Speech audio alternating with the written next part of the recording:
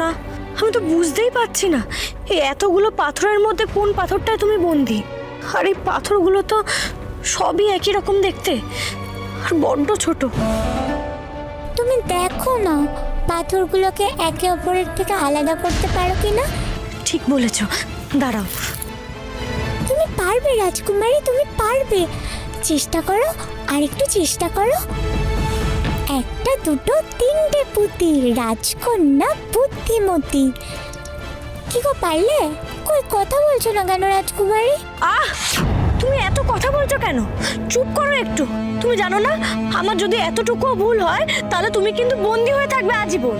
ও আচ্ছা আচ্ছা আচ্ছা, বেশ, তুমি করো।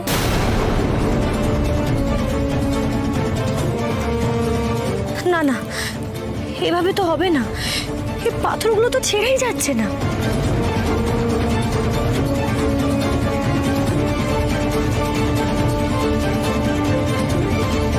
কি গো রাজকুমারী, কোনো সারা শব্দ নেই যে তোমার? আবার তুমি কথা বলছো? চুপ করো। একটা একটা ধারালো কোনো বস্তু চাই যা দিয়ে এই পাথরগুলোকে আলাদা করা যায়।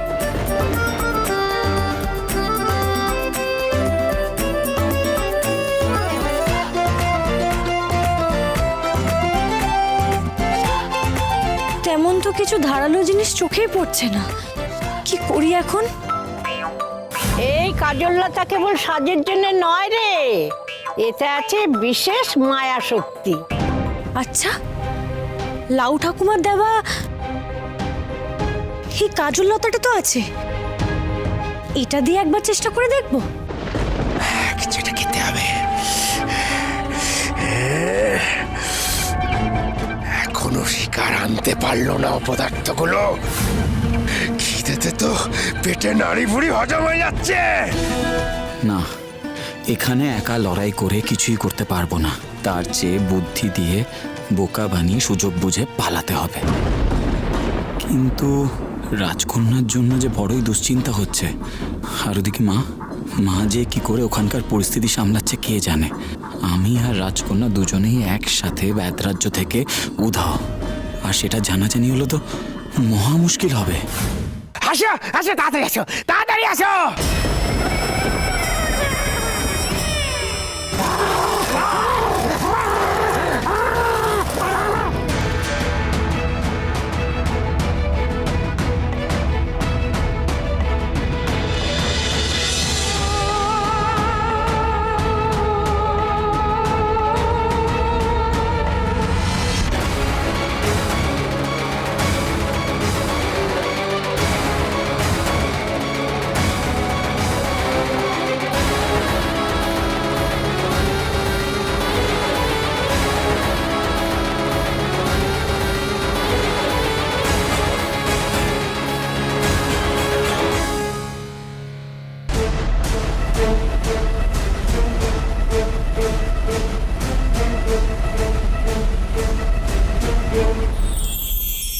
কি কাজল লেগে তো সব কটা পাথর কালো হয়ে গেছে। এই একটা পাথর তো কালো হয়নি, এটা তো এখনো লাল আছে। মায়ারাজ্য থেকে আমি এইটুকু শিখেছি, সবার মধ্যে যেটা আলাদা তার মধ্যেই বিশেষ কিছু থাকে।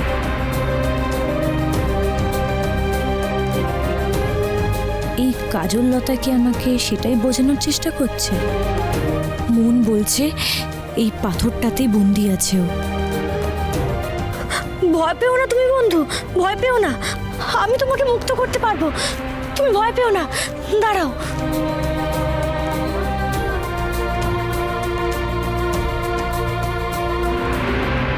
কি গো বন্ধু, তুমি কথা বলছো না কেন?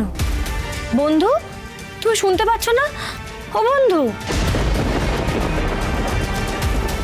তবে কি আমি ভুল পাথর তুললাম? বন্ধু কি তবে চিরকালের জন্য বন্দী হয়ে গেল? ও বন্ধু, বন্ধু তুমি শুনতে পাচ্ছ না? উত্তর দাও। ও বন্ধু, তুমি তো আমাকে চুপ থাকতে বললে, তাই তো চুপটি করে আছি। এই তো, তবে আমি ঠিক পাথরে তুলেছি। দাঁড়াও বন্ধু, আমি তোমাকে এক্ষুনি মুক্ত করে দিচ্ছি, দাঁড়াও।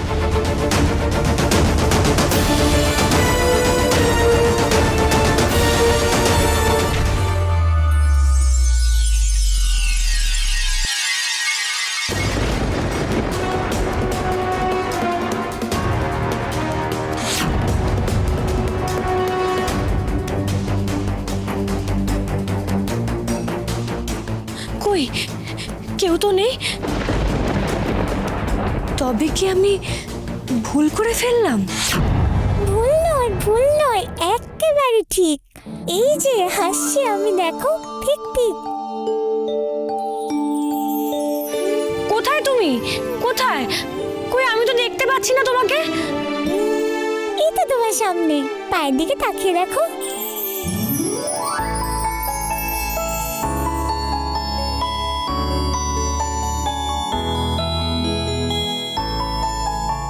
এ আবার কি? এ কেমন বস্তু? বস্তু আবার কি? দিব্যি কথা বলছি দেখছি তোমারই মতো। আমি পড়ি, নাম আমার তত্তরি। পরি? তরতরি?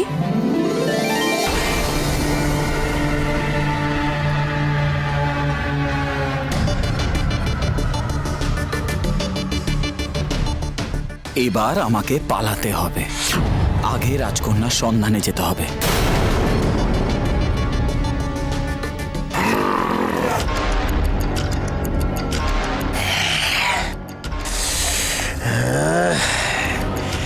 খাওয়া তো হলো, কিন্তু রোজ রোজ পশু পাখি মেরে খেতে খেতে তো হাঁপিয়ে উঠেছে।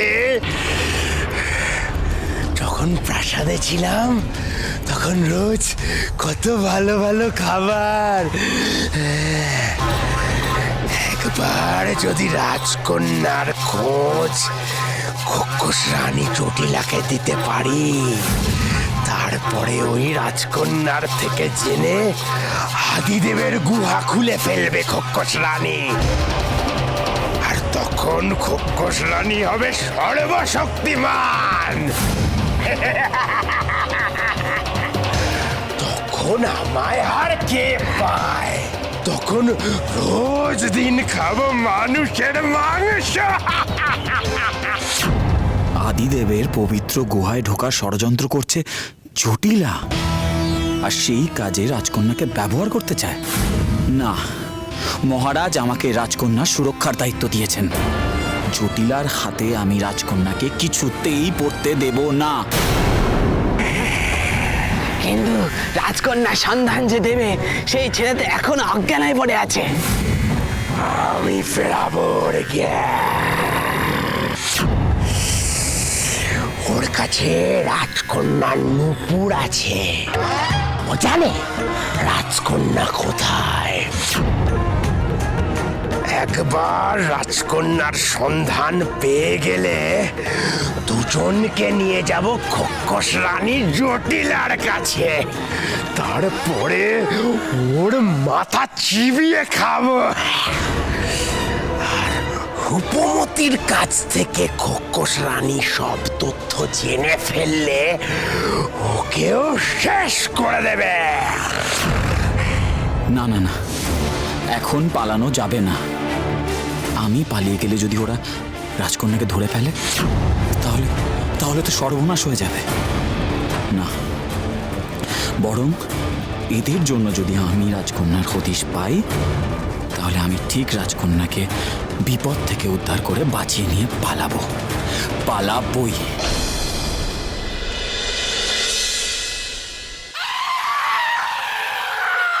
কুকুশনি, আমি না, ওই ছোট বউ পালাতে চাইছিল, আমাকে সঙ্গে নি, আমি যেতে চাইনি।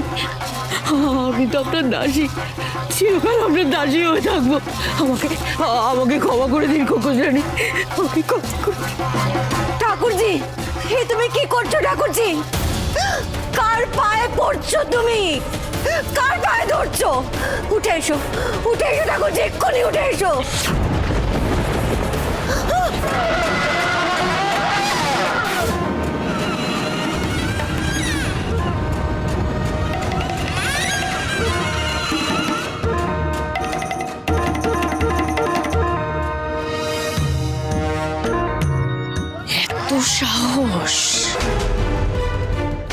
জটিলার সাথে চালাকি।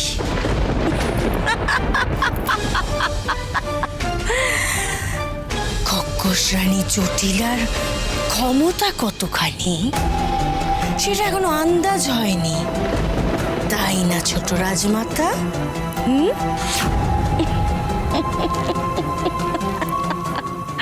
ওহো, ছোট রাজমাতা তো এখন বন্দিনী। তাহলে জটিলার একটু খাতির যত্ন হোক নাকি? হ্যাঁ,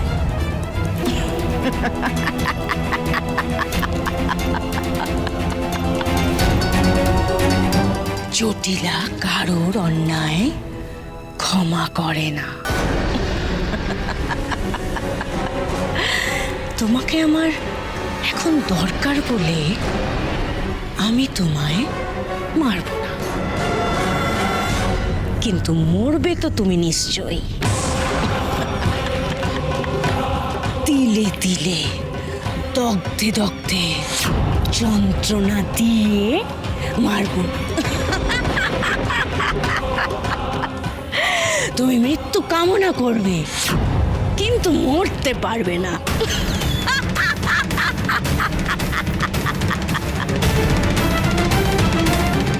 এই, ওটাকে বন্দি করে রাখো।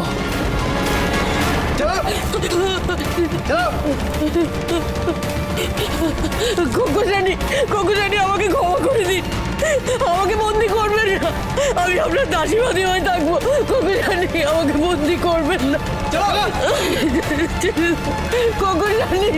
কোকুরানি আমাকে বন্দি করবেন না।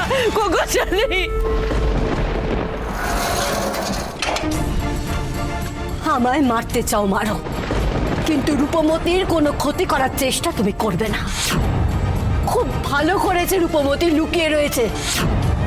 একটা কথা তুমি খুব ভালো করে শুনে রাখো, আমার মেয়ের নাগাল তুমি কোনোদিনও পাবে না, কোনোদিনও পাবে না তুমি আমার মেয়ের নাগাল, কোনোদিনও না।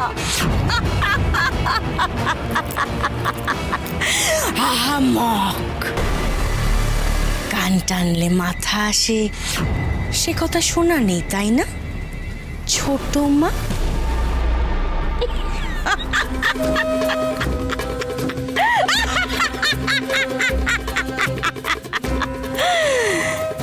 ছোট রাজমাতার যখন শরীর থেকে রক্ত ঝরবে, যখন কষ্টে যন্ত্রণায় ছটফট করবে, তখন কি তার আদরের রূপমতি ছোট মার কাছে না এসে থাকতে পারে? তখন তো কষ্টে তার প্রাণ কাঁদবেই,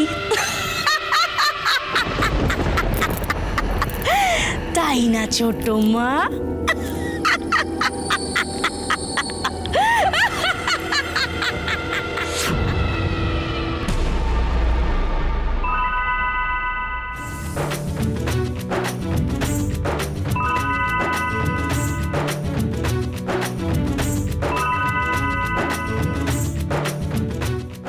চোখ গোল গোল করে দেখছো কি? আমি যে সে পরী নই, পরীরাজ্যের রাজকুমারী। তুমি এত ছোট কেন গো? তোমাকে তো দেখতেই পাচ্ছিলাম না। ছোট হলে কি হবে, আমার অনেক ক্ষমতা, দেখবে নাকি?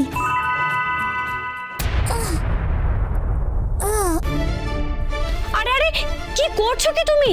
তোমার লাগেনি তো? না না, এটুকুতে লাগে নাকি?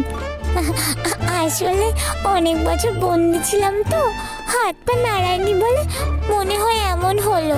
আচ্ছা আচ্ছা, এবার তুমি একটু চুপটি করে বসো তো, আর বলো কে তোমায় বন্দি করেছিল আর কেনই বা করেছিল?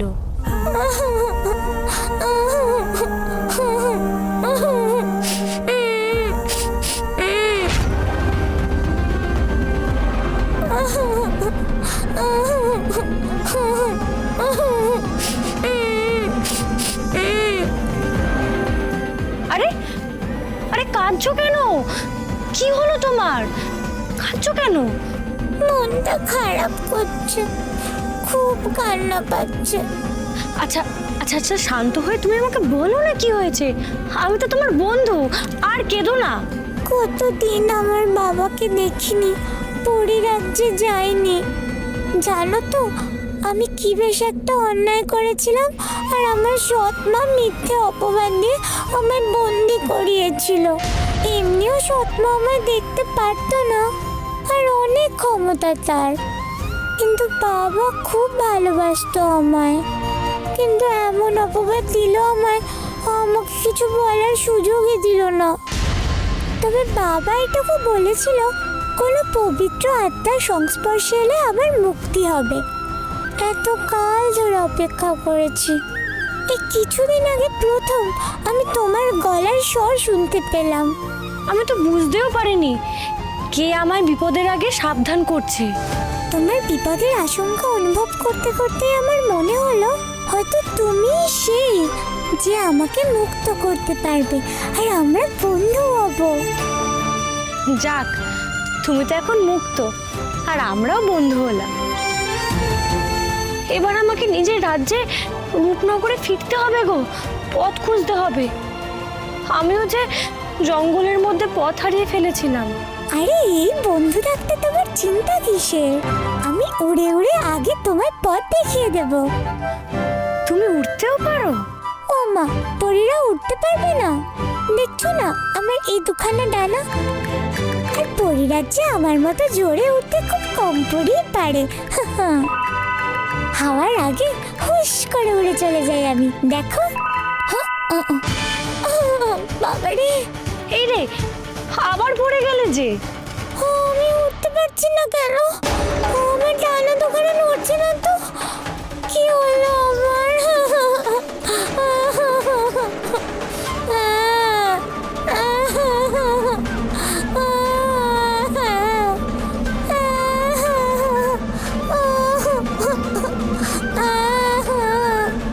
আরে আরে, ও তত্তরি, ও তত্তরি, কেঁদো না।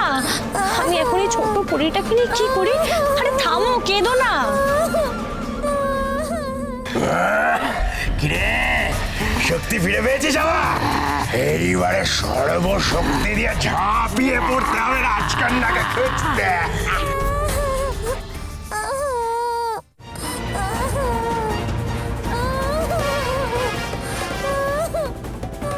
এত তীক্ষ্ণ কান্নার আওয়াজ কোন দিক থেকে আসছে রে? আশেপাশে রাজকুমারী নেই তো? কোনো কোনো বিপদ হলো নাকি?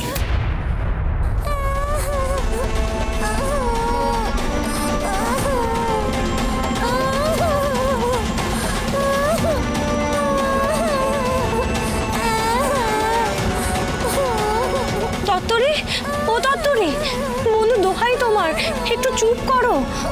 কান্না না থামলে জঙ্গলের সব ফুল পাতা ঝরে যাবে, পড়ে যাবে যে। না জানি এরপর আর কি কি অঘটন ঘটবে। আর কেঁদো না। কোথা থেকে এই কান্নার শব্দটা ভেসে আসছে? আমাদের খুঁজে বার করতে হবে।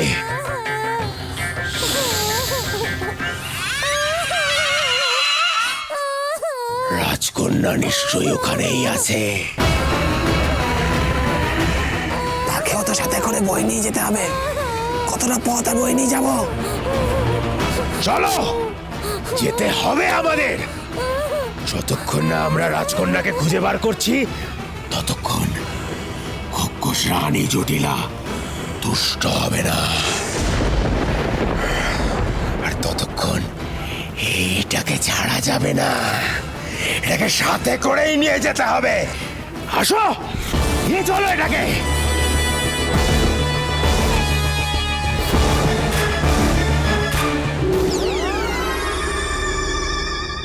নড়ে উঠলো মনে হলো। আপনি দেখুন, দেহটা নড়ে উঠলো মনে হয়। থাম!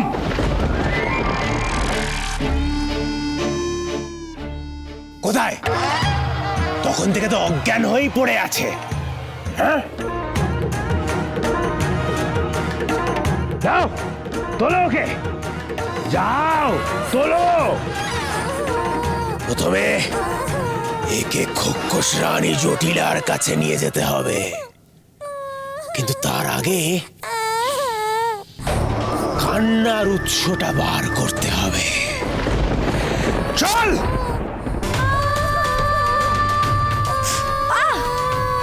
এভাবে কেউ কাঁদে নাকি? তুমি না আমাকে বন্ধু বলেছো, আর আমার কথাই শুনছো না? এভাবে কাঁদলে কি সমস্যার সমাধান হবে?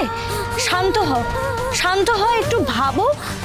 তুমি উঠতে পারছো না, তার নিশ্চয়ই কোনো কারণ আছে। তত্তরি, আমি কিন্তু খুব বকবো তোমায়। এইটুকুনি একটা পুচকে পড়ি, তার আবার এত গলার জোর। কখন থেকে তো বলছি থামো। মানে তুমি তো লম্বা লম্বা পা ফেলে এগিয়ে যাবে হনন করে, আর আমি এই ছোট্ট ছোট্ট পায়ে তোমার সাথে তাল রাখতে পারবো? তুমি যদি আমায় একা ফেলে চলে যাও, তাই তো আমি ভয় পেয়ে কাঁদছি। একা একা আমি তখন এই জঙ্গলে হারিয়ে যাব। এমনি তো আমি উঠতে পারছি না। আরে বাবা, না না, আমি তোমায় ফেলে কোথাও যাব না। এভাবে কেঁদে কোনো লাভ হয় নাকি? আমাদের ঠান্ডা মাথায় সমাধানের পথ খুঁজতে হবে তো। তুমিও তো বিপদে পড়লে ভেঙে পড়ো, কাঁদো, তখন মনে থাকে না, না কেঁদে সমাধানের পথ খুঁজতে হয়। দুর্বল হয়ে পড়লে কি কখনো লড়াই করা যায়? হ্যাঁ, কথাটা তো ঠিকই বলেছ। তুমি ছোট হলেও কথাবার্তা তো বেশ বড়।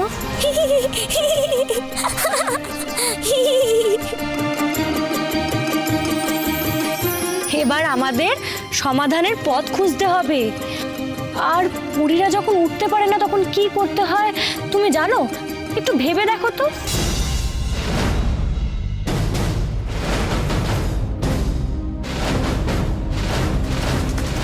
কি গো, মাথায় এলো কিছু?